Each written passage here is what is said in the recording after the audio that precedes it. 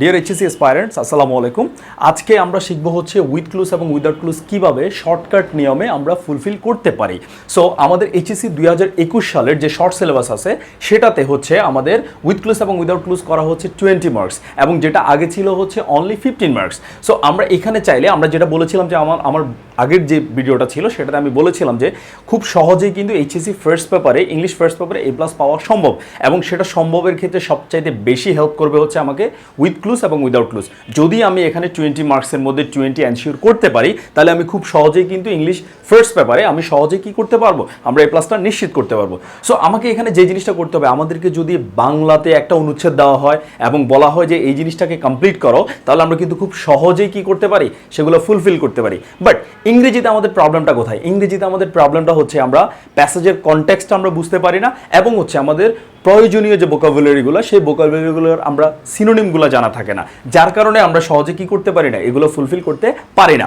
So এই জন্য আমাকে যে কাজটা করতে হবে, ফার্স্টটাই হচ্ছে আমাকে প্রথম কাজ উইথ ক্লু বলি আমি উইদাউট ক্লুজ বলি, প্রথমে প্রশ্নটা ভালোভাবে পড়ে ফেলতে হবে যাতে করে আমি প্রশ্নের যে মিনিংটা বা কনটেক্সটটা আমি সহজে কি করতে পারি, বুঝতে পারি। এবং সেটা যদি আমি বুঝতে পারি তাহলে আমি খুব সহজে কি করতে পারবো, আনসারগুলো আমি প্রপারলি আমি বের করতে পারবো এবং আনসারগুলো আমি লিখতে পারবো।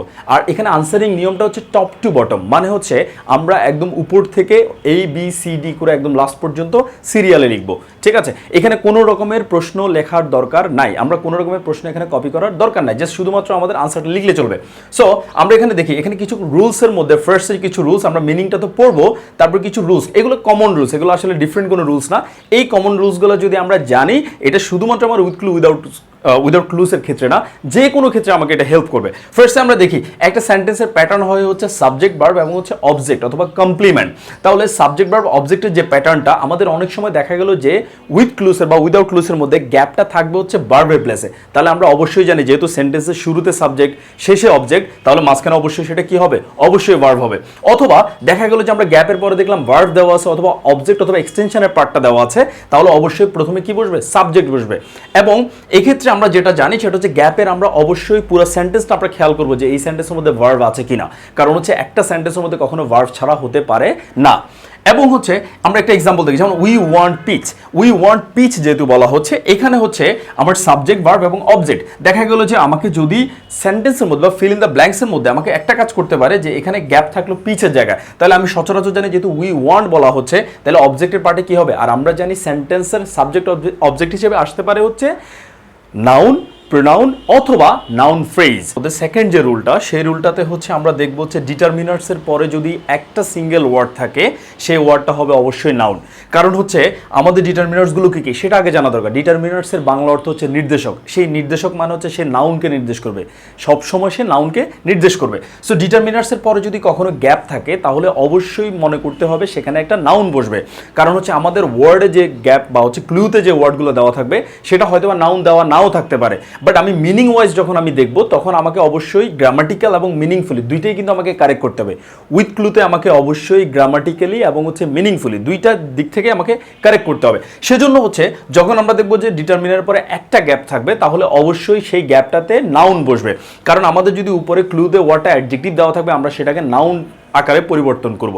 যেমন হচ্ছে আমরা সাফিক্স এবং হচ্ছে প্রিফিক্স করার মাধ্যমে আমরা একটা নাউনকে অ্যাডজেক্টিভ করতে পারি অথবা অ্যাডজেক্টিভকে অ্যাডভার্ব করতে পারি, কারণ আমরা জানি অ্যাডজেক্টিভ থেকে অ্যাডভার্ব করাটা খুবই সহজ, সেটা হচ্ছে অ্যাডজেক্টিভের লাস্টে অ্যালোয় থাকলে সেটা অ্যাডভার্ব হয়ে যায়। এখন হচ্ছে ডিটারমিনার্সগুলো কী কী, ডিটারমিনার্সগুলো কী কী সেটা আমরা সহজে দেখতে পাচ্ছি। আমি এখানে দিলাম একটা ন্যামোনিক্স দিয়ে আমরা সহজে মনে রাখতে পারবো। যেমন হচ্ছে প্যাড বলতে আমি কি বুঝছি, যে এখানে প্রথমে পিতে হচ্ছে আমার পজেসিভ মানে হচ্ছে যেই প্রোনাউনগুলো দ্বারা মালিকানা নিশ্চিত করে বা মালিকানা মিন করে। যেমন হচ্ছে পজেসিভগুলো কি কি হতে পারে, মাই হতে পারে মানে আমার, তারপর হতে পারে হিজ অথবা হার অথবা দেয়ার অথবা আওয়ার, এই টাইপের যে ওয়ার্ডগুলো তাদেরকে আমরা বলি পজেসিভ। এবং পজেসিভের পরে অবশ্যই একটা নাউন বসবে, অথবা এখানে ডিটারমিনারের পরে অবশ্যই একটা কি বসবে, সিঙ্গেল একটা ওয়ার্ড থাকলে সেটা নাউন বসবে। তারপর এতে হচ্ছে আর্টিকেলগুলো কি কি, আমরা জানি আর্টিকেল হচ্ছে এক ধরনের ডিটারমিনার, সেই আর্টিকেলগুলো হচ্ছে এ, এন অথবা দা। যদি গ্যাপের আগে কখনো এ অথবা এন অথবা দা থাকে তাহলে আমরা ধরে নিব যদি ওখানে সিঙ্গেল একটা ওয়ার্ড বসে তাহলে সেটা অবশ্যই নাউন বসবে। তারপরে হচ্ছে ডিটারমিনার্সের পরে নাউন প্রোনাউন তো আমাদের গেলই, এবং ডিতে হচ্ছে ডেমনস্ট্রেটিভ মানে হচ্ছে দিস দ্যাট দিস দোজ, এই ওয়ার্ডগুলো আমরা আগে সবগুলোই জানতাম, হয়তোবা নাম সহকারে আমাদের জানাটা ছিল না। সো ডেমনস্ট্রেটিভ অনেক সময় যদি ডেমনস্ট্রেটিভের পরে কখনো সিঙ্গেল একটা ওয়ার্ডের গ্যাপ থাকে তাহলে সেটা অবশ্যই কি হবে, সেটা নাউন হবে। এবং এই সবসময় যে নাউন হবে তা কিন্তু না, ওয়ার্ড একটা না, এখানে ডিটারমিনার্সের পরে মোর দ্যান ওয়ান ওয়ার্ড হতে পারে, মানে নাউন ফ্রেজও হতে পারে। সো নাউন ফ্রেজের ক্ষেত্রে হবে কি, সেক্ষেত্রে যদি ডিটারমিনার্সের পরে যদি দুইটা ওয়ার্ড থাকে, দুইটা ওয়ার্ডের গ্যাপ থাকে, তাহলে ফার্স্টের একদম ওয়ার্ড নাম্বার 2টা হবে হচ্ছে নাউন, আর ওয়ার্ড নাম্বার 1 হবে হচ্ছে অলওয়েজ অ্যাডজেক্টিভ, কারণ আমরা জানি নাউনকে মডিফাই করে অ্যাডজেক্টিভ তার পূর্বে বসে।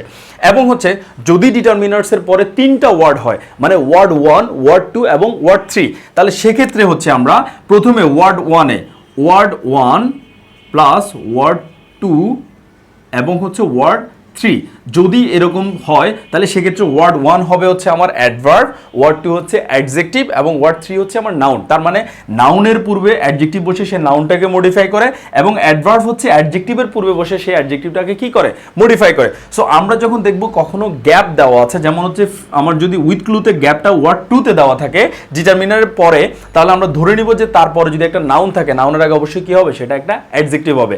এইভাবে আমরা আসলে মনে রাখতে পারি যে হচ্ছে আমাদের এই রুলসগুলো শুধুমাত্র আমার এইচএসসির যে উইথ ক্লু উইদাউট ক্লুজ তা না, এটা আমার প্রত্যেকটা উইথ ক্লুজ এবং উইদাউট ক্লুজ অথবা ফিল ইন দ্য ব্ল্যাঙ্কসের ক্ষেত্রে হেল্প করবে। আমরা যে কোনো গ্রামারের মধ্যে এইভাবে ব্যবহার করতে পারি। তারপরে দেখা গেল আমরা যদি বলি, এই যে এখানে একটা এক্সাম্পল দেওয়া আছে, এই এক্সাম্পলটা হচ্ছে ইট ওয়াজ মাই এক্সট্রিমলি ফেভারিট বুক। তাহলে হচ্ছে যেমন আমরা এখানে দেখতে পাচ্ছি যে মাইটা হচ্ছে একটা ডিটারমিনার, মাইটা হচ্ছে একটা ডিটারমিনার। সো এই ডিটারমিনারের পরে কয়টা ওয়ার্ড দেওয়া আছে, ওয়ার্ড 1, ওয়ার্ড 2 অ্যান্ড ওয়ার্ড 3। তাহলে হচ্ছে ওয়ার্ড 3-তে আমরা দেখতে পাচ্ছি প্রথমে হচ্ছে একদম সর্বশেষ থাকবে নাউন, নাউনের আগে হচ্ছে অ্যাডজেক্টিভ এবং অ্যাডজেক্টিভের আগে হচ্ছে অ্যাডভার্ব। এখন হচ্ছে আমার যদি এখানে সেন্টেন্সের মধ্যে গ্যাপটা যদি ফেভারিটের জায়গায় থাকতো, তাহলে আমি ধরে নিতাম যেহেতু গ্যাপের পরে একটা নাউন আছে এবং গ্যাপের আগে একটা অ্যাডভার্ব এবং অ্যাডভার্বের আগে কি আছে, ডিটারমিনার আছে, তাহলে আমি ধরে নিব অবশ্যই মাঝখানের ওয়ার্ডটা যেই ওয়ার্ডই হোক না কেন সেটা একটা অ্যাডজেক্টিভ হবে। সো এভাবেই হচ্ছে আমরা এই একটা প্যাটার্নে কিন্তু আমি আলটিমেটলি আমরা সব রকমের ফিল ইন দ্য ব্ল্যাঙ্কসগুলো সহজেই 70% কভার করে হচ্ছে আমার এই জাস্ট একটা প্যাটার্নের মাধ্যমে, যে ডিটারমিনারের পরে আসলে নাউন বসে এবং নাউন ফ্রেজ বসে অথবা প্রোনাউন বসে। এবার আসি রুল নাম্বার 3। রুল নাম্বার 3-তে হচ্ছে প্রেপোজিশনের পরে ভার্বের সাথে আইএনজি অথবা হচ্ছে নাউন, প্রোনাউন অথবা নাউন ফ্রেজ। আলটিমেটলি রুলগুলোই হচ্ছে আগেরটার মতোই, মানে যদি প্রেপোজিশনও যদি থাকে, প্রেপোজিশনে কিন্তু অনেকটা ডিটারমিনারের প্লেসেই বসে, তাহলে ডিটারমিনারের পরে কি হয়, হয়তো নাউন হতে পারে অথবা প্রোনাউন অথবা নাউন ফ্রেজ। এখন ভার্ব প্লাস আইএনজি কেন বলবো, কারণ আমরা জানি যে নাউনকে ভার্ব প্লাস আইএনজি অনেক সময় কিসের মতো কাজ করে, নাউনের মতো কাজ করে, এবং সেটাকে বলা হয় জেরান্ড। সো নাউন আর জেরান্ড আলটিমেটলি কিন্তু সেম গ্রামাটিক্যাল এতে বসে, সেজন্য হচ্ছে আমরা বলি ভার্বের সাথে আইএনজি, মানে যদি কখনো প্রেপোজিশনের পরে কোনো ভার্ব বসে সেটা কখনো মানে পরিপূর্ণ একটা ভার্ব বসবে না, সেটা হচ্ছে ভার্বের সাথে আইএনজি যুক্ত, সেটা কিসের কাজ করবে, নাউনের কাজ করবে, বা হচ্ছে এটা জেরান্ড হয়ে যাবে। এখানে যেমন আমরা দেখতে পাচ্ছি he is good at mathematics, মানে হচ্ছে প্রেপোজিশনের পরে একটা ওয়ার্ড যেহেতু আছে সেই ওয়ার্ডটা হচ্ছে আমার নাউন, সেটা হয়ে গেল নাউন। আর হচ্ছে আমরা এখানে আবার দেখতে পাচ্ছি he is fond of swimming, তাহলে ফন্ড অফটা হচ্ছে প্রেপোজিশন, এবং প্রেপোজিশনের পরে যদি আমি কোনো একটা ওয়ার্ড বসাই বা ভার্ব বসাই, তাহলে সেই ভার্বটা অবশ্যই কি হয়ে যাবে, জেরান্ড ফর্মে হয়ে যাবে, জেরান্ড ফর্মে হয়ে যাবে। তাহলে সুইমিংটা হচ্ছে ভার্বের সাথে আইএনজি, এবং এটা কিসের পরে বসছে, এটা প্রেপোজিশনের পরে বসছে। সেজন্য যদি কখনো আমাদের উইথ ক্লুতে গ্যাপ থাকে, যে অফের পরে কোনো একটা গ্যাপ আছে, তাহলে যদি ক্লুতে সেটা ভার্ব হয় তাহলে সেই ভার্বটাকে আমরা জেরান্ড করে দিব, অথবা যদি কোনো অন্য কোনো ফর্ম হয় সেটাকে আমরা নাউন করে ফেলবো। রুল নম্বর 4-এ আছে হচ্ছে আমাদের সমজাতীয় শব্দ। কিভাবে আমরা বলছি, কারণ অ্যান্ড বাট অর, যেটাকে আমরা বলি কোঅর্ডিনেটিং কনজাংশন, মানে হচ্ছে যদি সেন্টেন্সের মধ্যে কোথাও কোঅর্ডিনেটিং কনজাংশন থাকে, তাহলে তার আগে কোঅর্ডিনেটিং কনজাংশনটা ঠিক যেই জায়গায় থাকবে তার আগের যে অংশটা এবং পরের যে অংশটা দুইটা সমজাতীয় হবে। মানে হচ্ছে যদি অ্যান্ড বাট অর থাকে, তাহলে তার আগে যদি ওয়ার্ডটা নাউন হয় তার পরের ওয়ার্ডটা অবশ্যই নাউন হবে, তার আগে যদি অ্যাডজেক্টিভ হয় এর পরেরটা অবশ্যই অ্যাডজেক্টিভ হবে, এবং তার আগে যদি অ্যাডভার্বও হয় তাহলে পরেরটা অবশ্যই অ্যাডভার্ব হবে। সো হচ্ছে অ্যান্ড বাট অর যদি থাকে, তাহলে সেই সব সেন্টেন্সের মধ্যে আমাকে অবশ্যই আগে পরের যে প্যাটার্নটা বা যে অংশটা সেটা সবসময় একই রকম হবে। এখন কোঅর্ডিনেটিং কনজাংশনগুলো মনে রাখার জন্য আমরা আরেকটা জিনিস দিয়ে মনে রাখতে পারি, সেটা হচ্ছে ফান বয়েজ অথবা ফ্যান বয়েজ, যেটাকে আমরা বলি। সো ফ্যান বয়েজ যে অংশটা, এটার মানে হচ্ছে এফ এ হচ্ছে ফর, এতে হচ্ছে অ্যান্ড, এনে হচ্ছে নর, এবং বিতে হচ্ছে বাট, ওতে হচ্ছে অর, ওয়াইতে হচ্ছে ইয়েট, এবং এসে হচ্ছে সো। সো এই ধরনের যেই কোঅর্ডিনেটিং কনজাংশনগুলো আছে, এই কনজাংশনগুলো যদি সেন্টেন্সের মধ্যে কোথাও থাকে, তাদের আগের যে অংশটা যেরকম হবে, মানে যেই গ্রামাটিক্যাল প্যাটার্নে হবে, পরের অংশটাও সেম হবে। মানে আগে যদি নাউন থাকে পরেও নাউন, আগে যদি অ্যাডজেক্টিভ থাকে পরেও অ্যাডজেক্টিভ, আগে অ্যাডভার্ব থাকলে পরেও অ্যাডভার্ব, অথবা আগে যদি ফ্রেজ থাকে এর পরেরটাও ফ্রেজই হবে। সো আমাদের এই জিনিসটা অবশ্যই খেয়াল রাখতে হবে, যেটা যদি কখনো অ্যান্ড বাট অর থাকে, তারপরে যদি কখনো গ্যাপ থাকে, তাহলে আমরা একটা কাজ করতে পারি যে তার আগের যে অংশটা সেটা কি আছে সেটা যদি আমরা বুঝতে পারি, তাহলে পরের অংশটা আমরা সহজে কি করতে পারবো, আমরা সহজে বুঝতে পারবো। সো আমরা যেমন এখানে একটা এক্সাম্পল দেখছি, যেটা হচ্ছে কি যে Kamal is kind and honest, মানে হচ্ছে এখানে অ্যান্ড যেহেতু কোঅর্ডিনেটিং কনজাংশন, তাহলে তার আগে কাইন্ডটা হচ্ছে এক ধরনের অ্যাডজেক্টিভ এবং অনেস্টটা হচ্ছে এর পরের যে শব্দটা আছে সেটাও এক ধরনের অ্যাডজেক্টিভ। সো আমরা এতটুকু জেনে নিলাম যে যদি কোঅর্ডিনেটিং কনজাংশন থাকে তাহলে তার আগের অংশটা যেরকম গ্রামারে থাকবে পরের অংশটাও সেম প্যাটার্নে থাকবে। এখন আমরা দেখছি হচ্ছে রুল নাম্বার 5। এইটা হচ্ছে এই যে অংশটা, এটা হয়তোবা এখানে খুব বেশি আসে না, তবেও যতটুকু আসে আমরা একটু খেয়াল রাখবো। কারণ হচ্ছে লিঙ্কিং ভার্বের যে প্যাটার্নটা, লিঙ্কিং ভার্ব মানে হচ্ছে যে ভার্বগুলো সেন্টেন্স এবং কমপ্লিমেন্টকে, যা সাবজেক্ট অথবা কমপ্লিমেন্টকে যুক্ত করে। তাহলে লিঙ্কিং ভার্ব আছে, যেমন যদি সেন্টেন্সের মধ্যে লিঙ্কিং ভার্ব মূল ভার্ব হিসেবে ব্যবহৃত হয়, তাহলে তারপরে অবশ্যই একটা ওয়ার্ড যদি থাকে সেটা অ্যাডজেক্টিভ হবে। কারণ কি আমরা এতক্ষণ জেনেছিলাম যে আগের প্রথম রুলসে যে সাবজেক্ট ভার্বের পরে অবজেক্ট হিসেবে নাউন বসে, বাট আমরা যদি লিঙ্কিং ভার্ব যা সেন্টেন্সের মূল সাবজেক্ট বা মূল ভার্ব হয়, তাহলে তারপর অবশ্যই কি হবে, একটা ওয়ার্ড অ্যাডজেক্টিভ হবে। যেমন লিঙ্কিং ভার্বগুলো কি কি, বি ভার্ব যখন এম ইজ আর ওয়াজ হয় কিন্তু মূল ভার্ব হিসেবে বসতে পারে, তাহলে তারা যখন সেন্টেন্সের মূল ভার্ব হিসেবে বসবে তাদের পরে অবশ্যই একটা ওয়ার্ড, যদি একটা ওয়ার্ড হয় সেটা অবশ্যই অ্যাডজেক্টিভ হবে।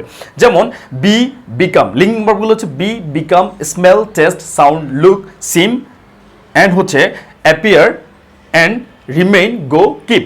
সো এই যে অংশটা এখানে স্মেল, টেস্ট, সাউন্ড এগুলো হচ্ছে পঞ্চ ইন্দ্রিয়, যেটাকে আমরা বলি 5 সেন্সেস। সো 5 সেন্সের রিলেটেড যে ভার্বগুলো আছে সেগুলোকে আমরা বলি লিঙ্কিং ভার্ব।